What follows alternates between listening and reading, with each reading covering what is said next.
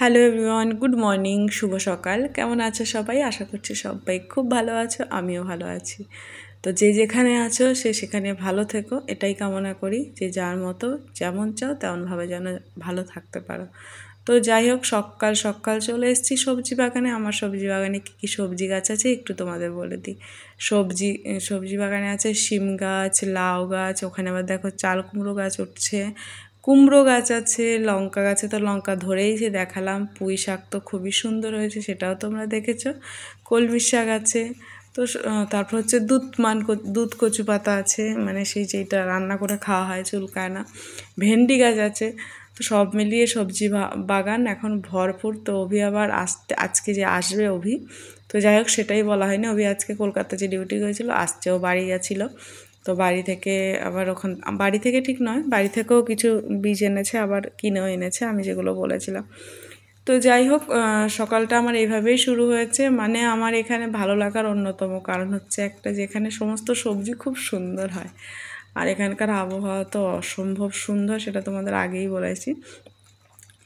আর তাছাড়া প্লাস সত্যি বলতে এখানে মৌ আছে, ঐশী আছে, অভি তো আছেই ভালো লাগার জন্য, তোজো তো আছেই। তাছাড়াও মৌ আর ঐশীর সাথে একটা ভালো অ্যাটাচমেন্ট হয়ে গেছে, দাদার সাথেও। তো যাই হোক, এই শাকগুলো আমি তুলেছি, কি সুন্দর দেখো শাকগুলো। তো ঘরে এসে বসে গেছি। তোজোবাবু দেখো হচ্ছে আরুষের সাইকেলটা বাইরে ছিল, ওইটা বললো এনে দিতে, ওটার উপর চেপে বসে আছে। আমি ভেবেছিলাম এখানে শাকগুলো কাটবো, কিন্তু শাকগুলোতে দেখো মাটি, তাই ভাবছি ধুয়ে টুয়েই কাটবো। তো ভেবেছিলাম বসে বসে তোজোকেও ধরতে পারবো, আর এখান থেকে বসে বসে কাটবো, ওকে দেখতে পারবো আর কি। দেখছি তারপর অনেকটা মাটি, যেহেতু ছোটো ছোটো গাছ, নিচে থেকে মাটি ওঠে। তো যাই হোক, এখানে আবার রান্নাও হয়ে যাচ্ছে। দেখো ডাল করছি তোজোর জন্য না, একটু বেশিই করছি, আমারও ভালো লাগে বেশ খেতে। আর যেটা স্পেশালি তোজোর জন্য বাঁধাকপি ভাজাও খুব ভালোবাসে খেতে, হয় বাঁধাকপি ভাজা নয় শাক, এই শাকও ভীষণ ভালোবাসে খেতে। তো এই হচ্ছে পুঁই শাক, আর করবো হচ্ছে ডিম ভাপা। তার জন্য যা যা লাগবে আমি সব কেটে রেখেছি। তো এদিকে কিন্তু আবার তোজোর সাথেও মাঝে মধ্যে খেলা করছি। আর ওই দেখো আমার তুলসী মন্দিরটা, আর তোজোর জন্য এখানে জল রোদে দিয়েছি। তো জলটা গরম, একটু ঠান্ডা ছাড়লেই, যদিও এখানে ঠান্ডা ছাড়ে না, আমি আলাদা করে জল দিয়ে তারপরে গরম জল দিয়ে স্নান করাতে হবে। আর এইখানে দেখো ডিম ভাপা করব বলে সমস্তটা মেখে টেকে হচ্ছে এখন ঢেকে রেখে দেবো, একটু পরেই ভাপে চাপাবো। তো শাকও হয়ে গেছে, ডালও হয়ে গেছে, বাঁধাকপি ভাজা হয়ে গেছে, এখন শুধু হচ্ছে ডিম ভাপাটা মাখাও হয়ে গেছে, ভাপাটা হলেই করে নেব। আর এখানে দেখো স্নান দান আমাদের হয়ে গেছে, বাজে এখন 3টে মতো, একটু লেট করেই স্নান করেছি, কারণ অভি আসলে খাবো, স্নান করলেই খিদে পেয়েছে, আর একটু কাজও ছিল। তো যাই হোক, তোজো বলছে একটু বাইরে যাবে, আমার ফোন টোন নিয়ে গাড়ি টাড়ি নিয়েও রেডি। তো বাইরে একটু নিয়ে এলাম, এনে পেয়ারা আছে নাকি দেখছি, পেয়ারাগুলো দেখো একদম পেকে গেছে, সাদা হয়ে গেছে। এই কয়েকদিন না একদম পেয়ারার কথা মনেই নেই আমার, নাহলে বেশ পেয়ারাগুলো খাওয়া যেত, একদম সাদা হয়ে গেছে, এগুলোর ভেতরে কিন্তু এখন পোকা হয়ে গেছে। তো যাই হোক, তোজোর বাবা চলে এসছে, এসে ওরা দুজনে ওদের মতো খেলাধুলো শুরু হয়ে গেছে। আর আসার সময় দেখো কত মাছ নিয়ে এসেছে, ওর মাছ কেনার একটা নেশা। চণ্ডীগড়ের ভিডিওগুলো যারা তোমরা আমার ইউটিউবে দেখোনি, দেখে নিও। তো প্রচুর মাছ কিনবে, শুধু মাছ। তো এখানে 3.5 কেজি কাতলা মাছ আছে, আর মাছ আছে। তো যাই হোক, অনেকটা মাছের তেলও আছে, এখন ওগুলো সমস্ত কিছু বেছে ধুয়ে নেব। এতগুলো মাছ ধোয়ার মতো বাটি আমার কাছে ছিল না, তাই বেসিন তো আমি প্রতিদিনই সাবান দিয়ে মাজি, বেসিনেই ঢেলে দিলাম। তো লাস্ট ধোয়ার সময় ঢালবো না, প্রথম ধোয়াটা এইভাবেই ধোবো।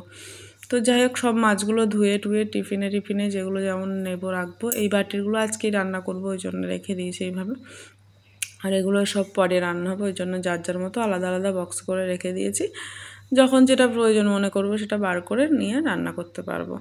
তো দেখো অনেকগুলো কিন্তু মাছ, আমাদের প্রায় অনেক দিন চলে যাবে। জানি না অবশ্য, মাছ খাওয়ার যার নেশা যেমন তোজোর, তেমন তোজোর বাবার। তো কয়দিন যাবে আমি আদৌ এখনও জানি না এগুলো। তো যাই হোক, ভালো মাছ আমিও বাসি, কিন্তু বেশি মাংসটা বাসি, মাছ খুব একটা আমার ভালো লাগে না যে খেতেই হবে, কিন্তু মাংস খেতে হবে মনে হয়। এই 4-5-6 দিন চলে গেলেই মনে হয় একটু মাংস হলে ভালো হতো।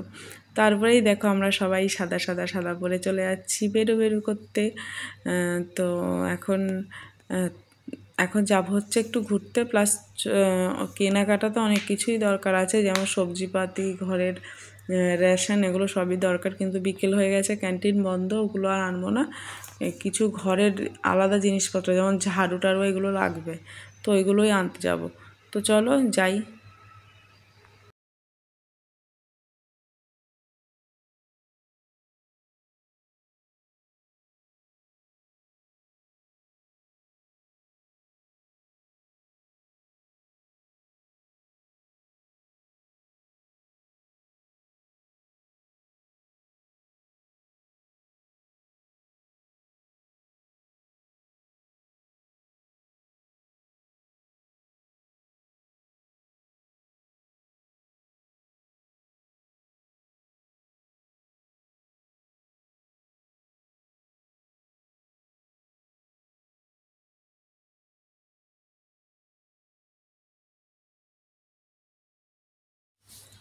তো মার্কেট থেকে চলে এসেছি, এসেই তো এখন বাজে 7:45-র মতো। তোজোর যেহেতু সারাদিন ঘুমোতে দিনিতে আর ঘুম পেয়েছে, আর বারান্দার অবস্থাটা দেখো তোজো কেমন করেছে, সেটাই তোমাদের সাথে শেয়ার করলাম।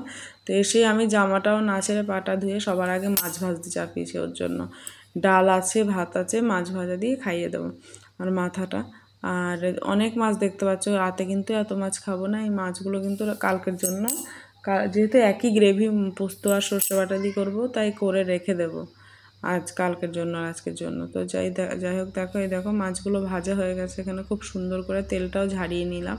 আমি কিন্তু মাছের তেলটা সবসময় এরকম করে ঝারিয়েই নিই, কেননা মাছে তেল রয়ে যায়, আবার গ্রেভিতে তেল দিই, তারপরে কী হয় মাছের ঝোলে অনেকটা বেশি তেল হয়ে যায়।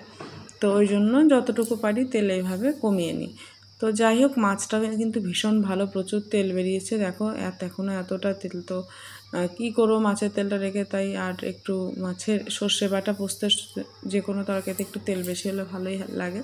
আর এখানে গ্রেভিটা বানানোর জন্য রেডি করে নিলাম। প্রথমে তেলে কালো জিরে, কাঁচা লঙ্কা, 2-4 কোয়া রসুন দিয়ে একটু ভেজে, তার মধ্যে পেঁয়াজ দিয়ে ভেজে নিলাম। তারপর হচ্ছে সেই পোস্ত, সর্ষে, কাঁচা লঙ্কা বাটাটা দিয়ে দিলাম, দিয়ে একটু ভালো করে কষিয়ে টমেটো দিয়ে দিলাম। এবার একটু দেখো তেল ছেড়ে গিয়েছে, এখন দেখো কি সুন্দর লাগছে গ্রেভিটা। তো গ্রেভিটা এখন হয়ে গেছে, এর মধ্যে এবার জল দিয়ে দেবো।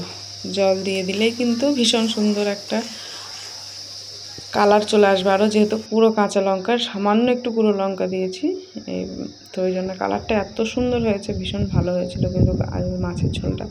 তো যাই হোক, মাছগুলো সব দিয়ে দিলাম, এবার ফুটিয়ে নিলেই রেডি হয়ে যাবে আমার সর্ষে পোস্ত দিয়ে মাছের ঝোল। তো আমরা কিন্তু মাছের ঝোল সর্ষে পোস্ত ছাড়া কবে লাস্ট খেয়েছি মনে নেই, হয় সর্ষে বাটা নয় পোস্ত বাটা দিয়েই খাওয়া হয়। তো মাঝে মাঝে মনে হয় আমাদের ওখানকার মতো পেঁয়াজ দিয়ে মাসুর যেমন করব, কিন্তু আরও কয়েকদিন পরে ধনেপাতা আসুক তারপরে, যেহেতু এখানে ধনেপাতা নেই। আর এই কাল কিন্তু এই জিনিসগুলো এনেছি, এই দেখো লুচি ছাকার ছান্তা, ঝাড়ু, ওয়াইপার, রুটি ঢাকার এই কাপড়টা, তারপর হচ্ছে ওই ব্রাশটা, আর দুটো জলের বোতল এনেছি, একটা অভির একটা আমার। তো এই ছিল কালকের বাজার। তো কেমন লেগেছে ব্লগটা জানিও, আশা করছি ভালো লেগেছে। সবাই ভালো থেকো, সুস্থ থেকো, দেখা হবে নতুন আরও একটা ব্লগের সাথে। ততক্ষণের জন্য টাটা।